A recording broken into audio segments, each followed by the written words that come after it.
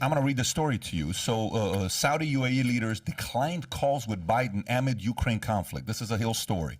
Yesterday, 2 days ago, there was some expectation of a phone call, but it didn't happen. A U.S. official told the Wall Street Journal regarding a call between Biden and Saudi Crown Prince Mohammed bin Salman, it was part of turning on the spigot of Saudi oil. UAE leader Sheikh Mohammed bin Zayed also declined a call from Biden. Officials say the U.S. relations with the two Gulf countries have been strained over the Biden administration's lack of support in the war in Yemen and the revived negotiation concerning the Iran nuclear deal. Saudi Arabia has also been pushing for legal immunity in the U.S. for Crown Prince Mohammed, who is accused of killing a journalist in 2018. So you got to realize, foreign relations is for people to pick up your calls, to talk to you and do something with you. So these guys, when is the last time you heard a story that somebody says, yeah, U.S., you know, you're historically been the greatest country in the world. The president wants to talk to you.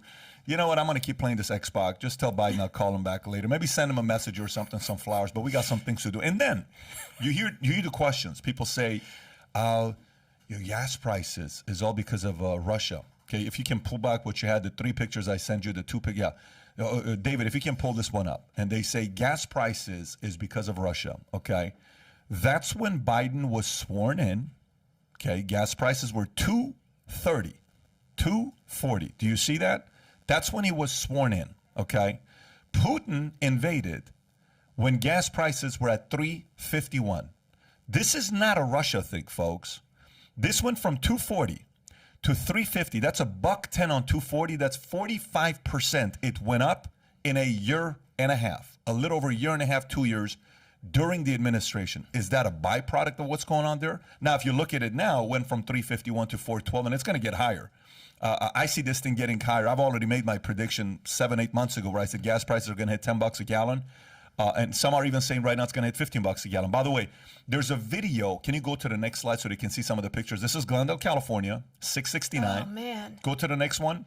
This is Beverly Hills. Can you zoom in a little bit so people can see it? It's 729 for a 91 in Beverly Hills.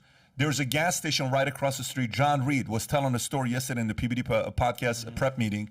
He said, the guy's telling me, fill up your gas tank now while it's $4.19. It's going to be $4.90 by midnight, later on tonight. Fill it up right now.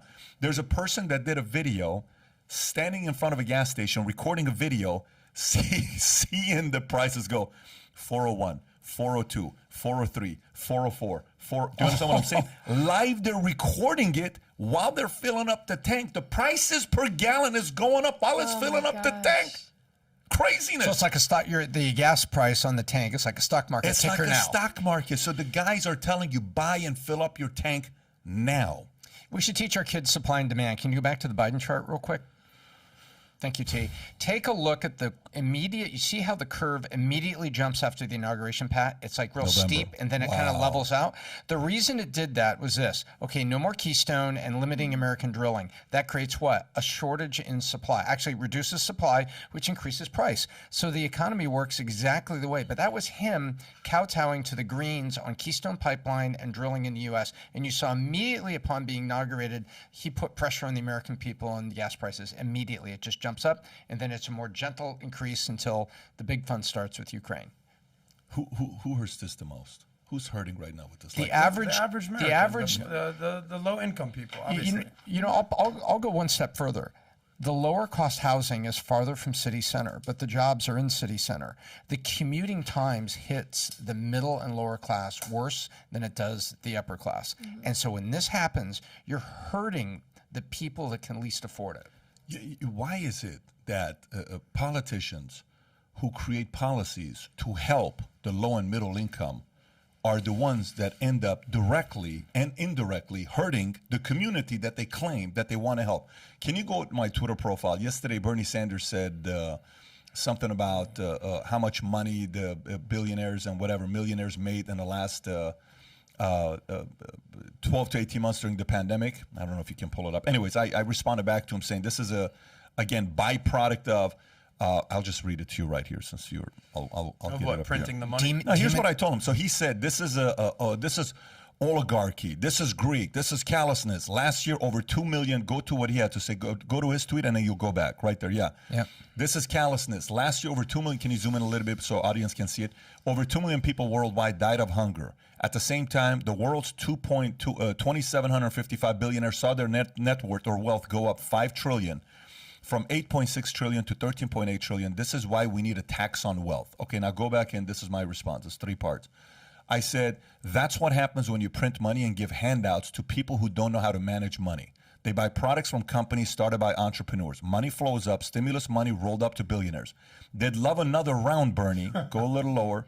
And then I said, step number 1 of helping low and middle income families is to teach them how money works, teach them how to create an additional source of income, teach them to read the right books instead of watching Netflix.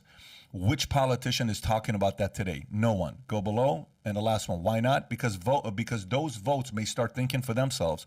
If we truly care about the low and middle income families, let's help them graduate the poverty mindset instead of being stuck there. That's what great leaders do. They leave you better than they found you. So if you enjoyed this little segment from the podcast, click over here to watch the entire podcast. And if you've not subscribed to the channel, please do so. Take care, everybody.